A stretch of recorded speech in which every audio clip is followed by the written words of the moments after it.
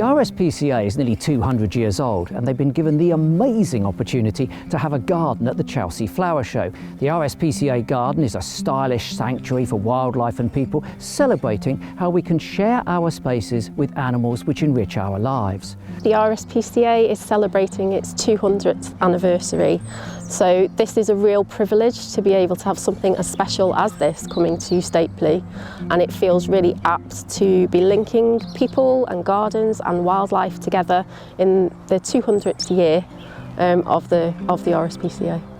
We want to leave a legacy. We're not just thinking about the last 200 years or even indeed the present. We're thinking very much about the future as well. So what will happen to the garden when it's finished? Well, you're right about the legacy. Our wildlife is at such great risk, as we're all aware, so it's great to see that the garden will be relocated to the RSPCA Rescue Centre at Stapley Grange in Cheshire and become a facility that the RSPCA can use to continue their great outreach work to the wider community, where hopefully people can learn to engage with and not be disconnected from nature. Stapley on its own has about 6,000 wildlife casualties through its hospital every year, and on the whole RSPCA has about 100,000 animals each year.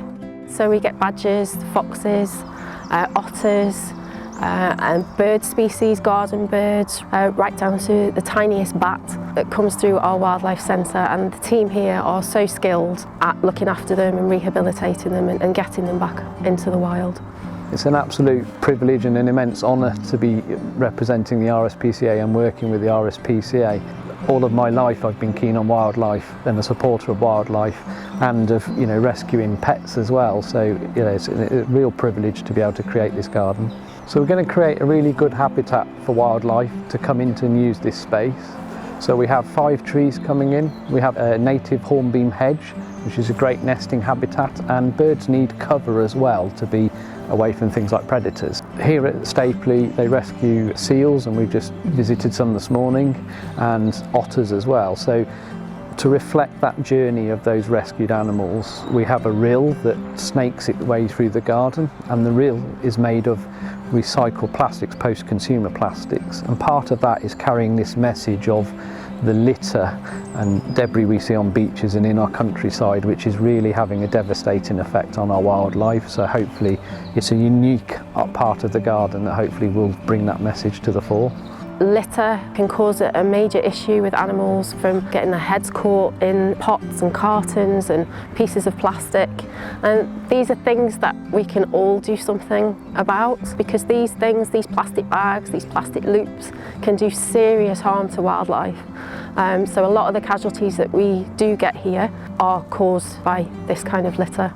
So we have bee hotels on the garden, so these are for solitary bees, so things like leafcutter bees, and we also have hedgehog nesting boxes as well, so there'll be 3 of those in the garden, so hopefully we can encourage local hedgehogs to come and nest on the garden. Having the Chelsea garden here will be a huge boost to our education work that we can do. We're really proud to be entrusted to look after the legacy of the garden. It's going to bring more community groups in, more people interested in gardening, and importantly interested in wildlife. We have species that have moved back naturally into this area next to the garden.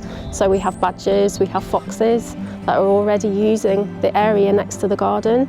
And to have this garden here to show people how they can bring wildlife into their garden and still have an enjoyable garden space. It really grows this idea of connection with nature and how we can all thrive in our own gardens, but also have nature thriving in our spaces as well.